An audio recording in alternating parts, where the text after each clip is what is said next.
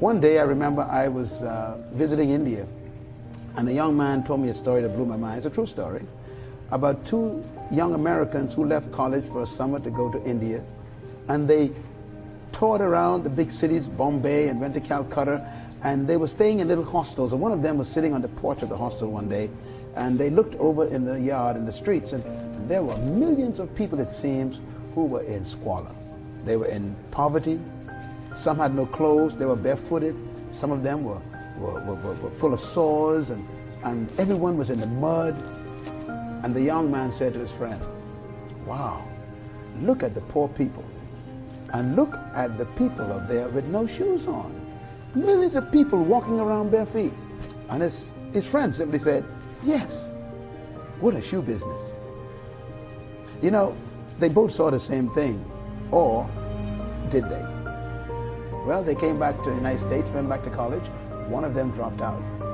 He decided, I want to do something about those bare feet in India. He designed a plastic shoe, produced a prototype, and he got two investors to invest with him and produced a shoe business that today has become well known as Tom McCann's. The guy who stayed in school was hired by him later to count his money. Isn't it incredible? They both saw the same thing, but they both saw something different. You see, one saw the problem, the other saw the solution. One saw feet, one saw a shoe business. Wealth is really about asking God to let you see, not just to look. Because eyes that look are common, but eyes that see are rare. The key to wealth then is having divine perception to see things and to see the possibility in everything. And that's why God says, if you want greatness, don't pray for wealth, pray for ideas. Let me give you one final example. Solomon was known as the richest man that ever lived, King Solomon. And when God asked Solomon, what would you ask for if you could desire anything in your life?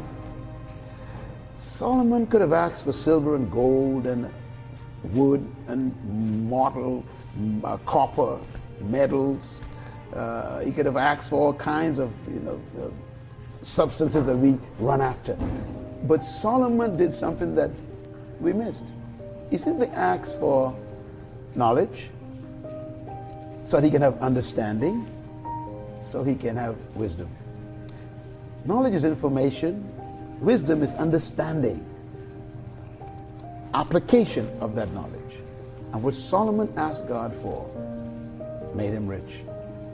So if you want to be successful in life, don't pursue things. Pursue God's divine ideas. And wealth is a byproduct of pursuing divine ideas. When you do that, you don't need to worry about riches and wealth.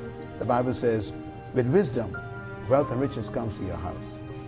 This is Dr. Myles Munroe reminding you, if you want to be wealthy, remember, pursue ideas. It's God's divine key for success.